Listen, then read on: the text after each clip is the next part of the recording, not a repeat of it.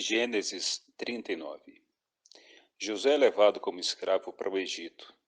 Era apenas um rapaz de 17 anos.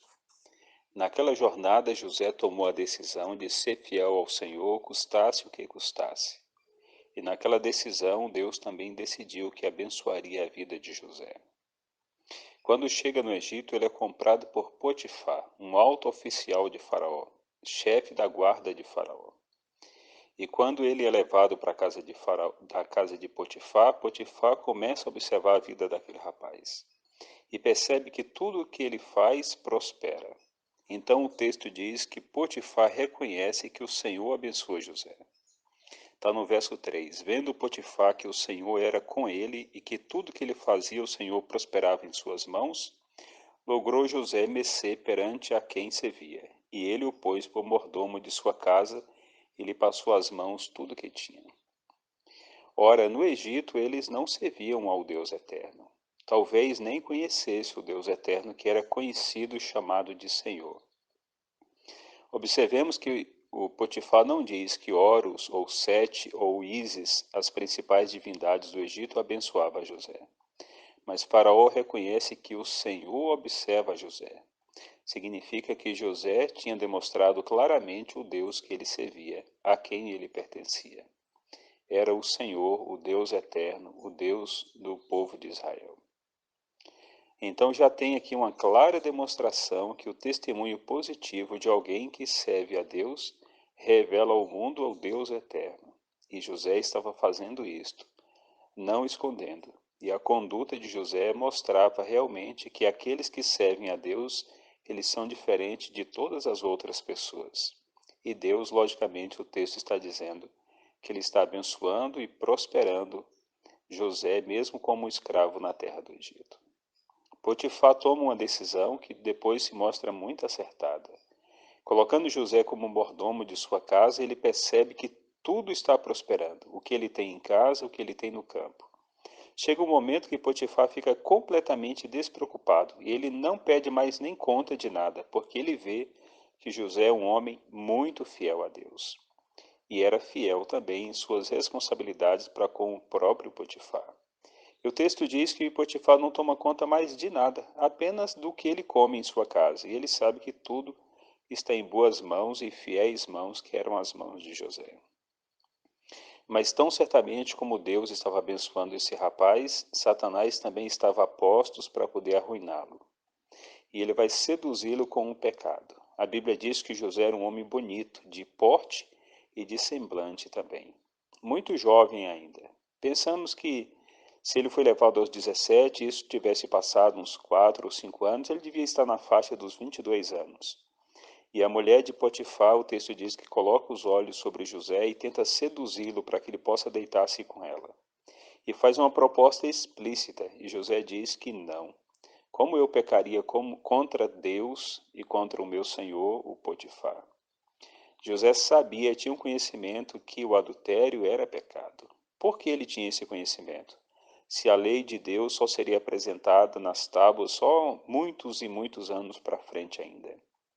É porque a lei de Deus sempre existiu. O povo de Deus conhecia a lei do Senhor, que era ensinada oralmente, desde o tempo dos patriarcas, desde o tempo de Adão. Então nunca ficou o povo de Deus sem o conhecimento da vontade de Deus. E José sabia que o adultério seria um pecado contra Deus e seria uma incrível deslealdade para com o seu Senhor que confiava nele. Isto mostra o que a Bíblia afirma, que não há desculpa para o pecado. Como disse o apóstolo Paulo, para cada tentação, Deus provê livramento e nós podemos nos apegar ao livramento do Senhor. O pecado sempre será uma escolha de se rebelar contra a autoridade de Deus. O Deus que disse não adulterarás e agora José era tentado a adulterar. Certamente ele tinha as suas necessidades físicas e sexuais, porém mesmo suas necessidades estavam sob o controle do Espírito Santo de Deus. E José em tudo era fiel ao Senhor, em tudo ele estava entregue ao Senhor. Mas a Bíblia diz que isso não aconteceu apenas uma única vez. O texto diz mesmo que todos os dias ela falava a mesma coisa com ele, e ele não lhe dava ouvidos, até que de uma paixão se tornou para a mulher de Potifar uma afronta e ela se sentia desprezada por esse rapaz. Então a Bíblia diz que um dia ele chega na casa do Potifar e não tem nenhum dos servos na casa. Logicamente, uma situação havia sido armada por ela. E quando José chega, diz o texto que ela o agarra. E quando ela o agarra, ele se liberta dela, mas a sua capa fica nas suas mãos. Ele fugiu do pecado. Ele fugiu literalmente do pecado. Não que não tivesse vontade ou que não tivesse atração. A Bíblia não menciona isso, mas contando o fato de que ele era um homem jovem, no auge do seu vigor, era claro que ele sentia necessidades. Mas tudo isso estava sujeito, tudo sob a autoridade de Deus. E ele não transpassaria aquilo que o Senhor tinha dito, não adulterarás.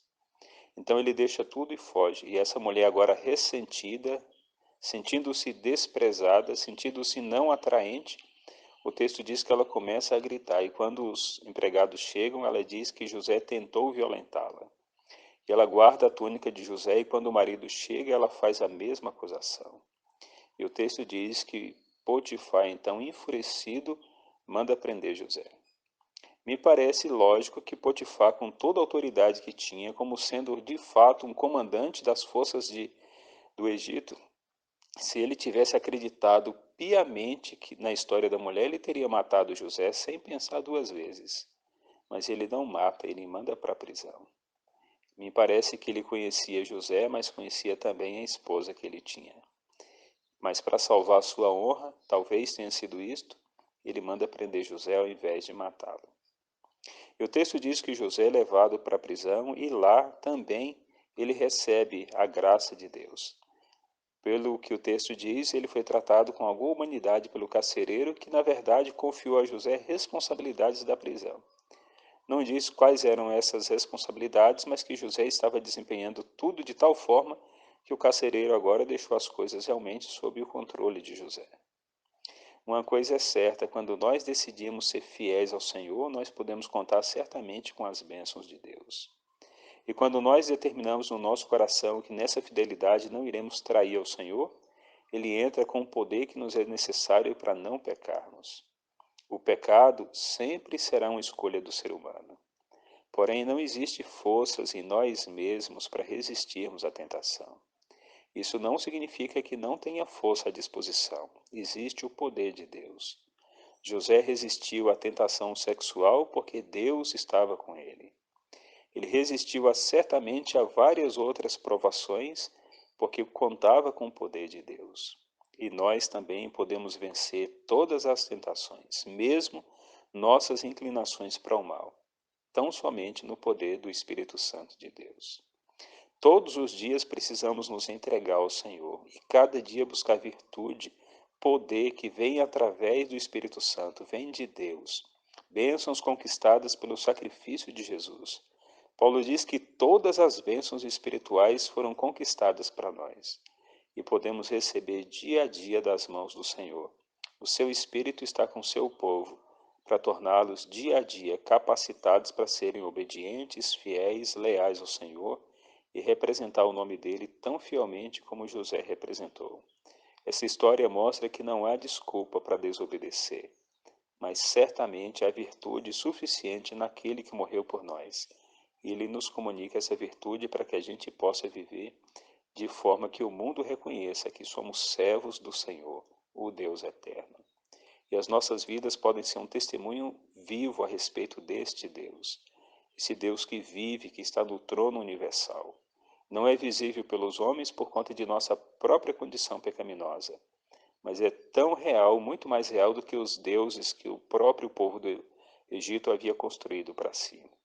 E o Deus eterno recompensa aqueles que andam com integridade e sinceridade na sua presença. Deus os torna justos e santos. Deus os habilita para viver como verdadeiros representantes seus, como embaixadores do reino de Deus aqui nessa terra.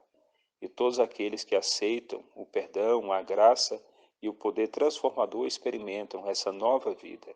E a nova vida é para ser uma vida de vitória, uma vida de honra para a honra e glória do próprio nome de Deus.